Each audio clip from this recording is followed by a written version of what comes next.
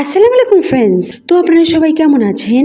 আশা করি আপনারা ভালোই আছেন আর দোয়া করি আপনারা ভালো থাকুন। ফ্রেন্ডস, আজ নিয়ে এসেছি আমি শুকনো চালের গুঁড়ার চিতই পিঠা।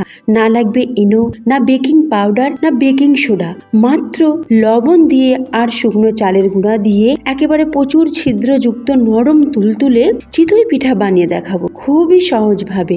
একবার ভালো করে দেখলেই আপনারাও বানাতে পারবেন এত দারুণ নরম তুলতুলে আর প্রচুর ছিদ্রযুক্ত চিতই পিঠা। টানলেও বাড়ছে, দেখি বুঝতে পারছেন কতটা নরম আর স্ট্রেচেবল হয়েছে।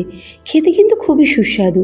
এটা আপনারা যে কোনো কিছুর সাথে খেতে পারেন, লিকুইড গুড় বা মাংস রান্নার সাথেও এটা খেতে কিন্তু খুবই ভালো লাগে, বা এটা দুধে ফেলেও আপনারা খেতে পারেন। তো ভিডিওটি প্রথম থেকে শেষ পর্যন্ত দেখবেন, স্কিপ করবেন না, তা না হলে অনেক কিছু টিপস অ্যান্ড ট্রিক্স মিস করবেন। চলুন শুরু করি। বিসমিল্লাহির রহমানির রহিম। এখানে একটা বড় প্লেট নিয়েছি, তাতে 2 কাপ শুকনো চালের গুঁড়া, বাজারের থেকে কেনা শুকনো চালের গুঁড়া নিয়েছি। তাতে স্বাদ মতো লবণ দিয়ে দিলাম, এই হাফ চামচের মতো। লবণটাকে ভালো করে মিশিয়ে নিলাম। এবার হালকা গরম পানি আমি দেব 1 কাপ। পানিটা আমি চেক করে নেব, আঙুলটা ডুবিয়ে 10 সেকেন্ডের মতো রাখবো। যদি সহ্য করতে পারি ঠিক সেই রকম পানি নিতে হবে। বেশি গরম পানি নিলে কিন্তু আটাটা সিদ্ধ হয়ে যাবে, পিঠা কিন্তু ভালো হবে না। আবার যদি হালকা গরম পানি নেন তাহলে পিঠা কিন্তু তাতেও ভালো হবে না। পানিটা এখানে খুবই জরুরি, সেই জন্য আঙুল ডুবিয়ে অবশ্যই দেখবেন আপনি সহ্য করতে পারছেন কিনা, সেই রকম পানি নিতে হবে। এবারে প্রথমে 1 কাপ নিয়েছি, সেটাকে একটু একটু করে মিশিয়ে ভালো করে আটাটাকে মেখে নিয়েছি। তারপর আরও 1 কাপ নিলাম।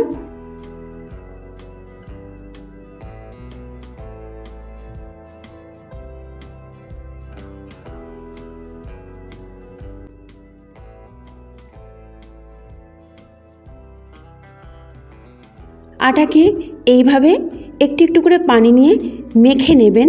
মাখতে প্রায় এটা 10 মিনিট লাগবে। এইভাবে মেখে নেবেন। আরও 1 কাপ পানি আমি দেব।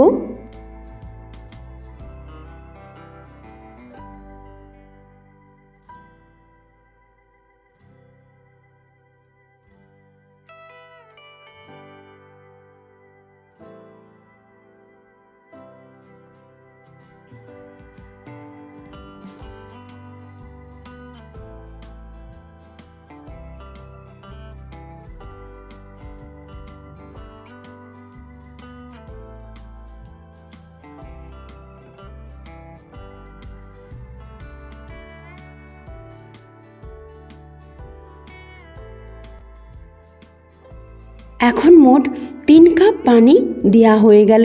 এবার এটাকে ভালো করে মিশিয়ে নিতে হবে। এবার আমি এটাকে গ্রাইন্ডিং জারে দিয়ে দেব। 1 থেকে 1.5 মিনিট এটাকে ঘুরিয়ে নেব।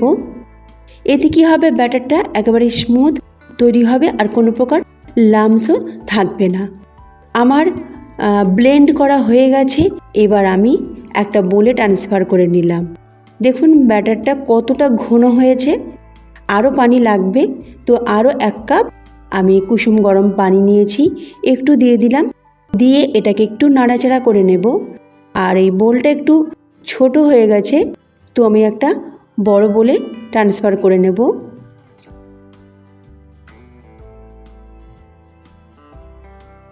ঢেলে নিলাম একটা বড় বোলে। এবার এটাকে এইভাবে কিছুক্ষণ নাড়াচাড়া করব। আরও একটু পানি দিলাম, মোট আমার 4.25 কাপ পানি লাগবে। তো এখানে আমি কোনো বেকিং পাউডার বা বেকিং সোডা বা ইনো ব্যবহার করছি না, ওগুলো ব্যবহার করলে কিন্তু খুব ফুলবে। তো আমি আপনাদের ওগুলো না দিয়ে পিঠা কেমন হবে সেটাই দেখাতে চাইছি। শুধুমাত্র লবণ দিয়ে আর পানি দিয়ে মেখে পিঠাটা কেমন তৈরি হবে সেটাই আজকে দেখাতে চাইছি। আপনারা একটু ভালো করে ফলো করবেন। অনেকে বলে যে শুকনো চালের গুঁড়া আর লবণ মিশিয়ে আর পানি মিশিয়ে একেবারে ফুলকো ফুলকো পিঠা তৈরি হচ্ছে। তো আমার মনে হয় না যে বাজারের শুকনো চালের গুঁড়া দিয়ে না ইনো মিশিয়ে বা বেকিং পাউডার বা বেকিং সোডা না মিশিয়ে এত সুন্দর ফুলকো তৈরি হবে, সেটা আমার মনে হচ্ছে না। আপনারা নিজে চোখেই দেখুন।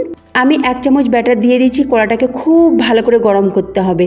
খুব ভালো করে গরম করে তেল ব্রাশ করে তারপরে ব্যাটার দিয়ে 10 থেকে 15 সেকেন্ডের মতো গ্যাসটাকে জোর করে দেব। যখন দেখব ফুটো ফুটো তৈরি হয়ে যাচ্ছে, তখন ঢাকনা চাপা দিয়ে 2 থেকে 2.5 মিনিট এটাকে রান্না করব। আবার 1 চামচ ব্যাটার দিয়ে দিচ্ছি। আমি ভালো করে আপনাদের বুঝিয়ে দিচ্ছি। ব্যাটারটা যখন দেবেন এইভাবে একটু ভালো করে নাড়াচাড়া করে নেবেন। 1 চামচ ব্যাটার দেওয়া হয়ে গেলে গ্যাসের ফ্লেমটা কিন্তু জোর করে দেবেন। দেখবেন কেমন ফুটো ফুটো ফুটো ফুটো তৈরি হচ্ছে, দেখেই বুঝতে পারছেন। 10 থেকে 15 সেকেন্ড এরকম গ্যাসের ফ্লেমটা জোর করার পর ঢাকনা চাপা দিয়ে 2 মিনিট সিদ্ধ করতে দেব, তারপরে তুলে নেব। প্রত্যেকটা পিঠাতে ফুটো ফুটো তৈরি হয়েছে, আপনারা দেখুন প্রত্যেকটা পিঠাই ফুটো ফুটো তৈরি হয়েছে, কিন্তু পিঠাগুলো খুব বেশি ফোলেনি। কারণ আমি এখানে বেকিং পাউডার বা বেকিং সোডা বা ইনো দিইনি, আর যেহেতু এটা বাজারের শুকনো চালের গুঁড়া সেই জন্য এরকম হয়েছে। তো পিঠা কিন্তু খুব দারুণ হয়েছে, একবার অবশ্যই ট্রাই করবেন। আর খেতে খুবই সুস্বাদু হয়েছে। পারলে এটাকে দুধে ফেলেও খেতে পারেন, বা মাংসের সাথে বা লিকুইড গুড়ের সাথেও খেতে পারেন। তো ফ্রেন্ডস, রেসিপি ভালো লাগলে অবশ্যই লাইক করবেন। তার সাথে যারা নতুন রয়েছেন সাবস্ক্রাইব করে পাশে থাকা বেল আইকনটি ক্লিক করবেন সবার আগে নতুন রেসিপিটি পাওয়ার জন্য। আর প্রচুর প্রচুর প্রচুর প্রচুর শেয়ার করবেন আপনার ফ্রেন্ডস, আপনার রিলেটিভদের কাছে। আর একটা কমেন্ট অবশ্যই করবেন। তো আজকে এই মতো রইল, আমি আবার ফিরে আসছি নতুন একটা রেসিপি নিয়ে। আল্লাহ হাফিজ।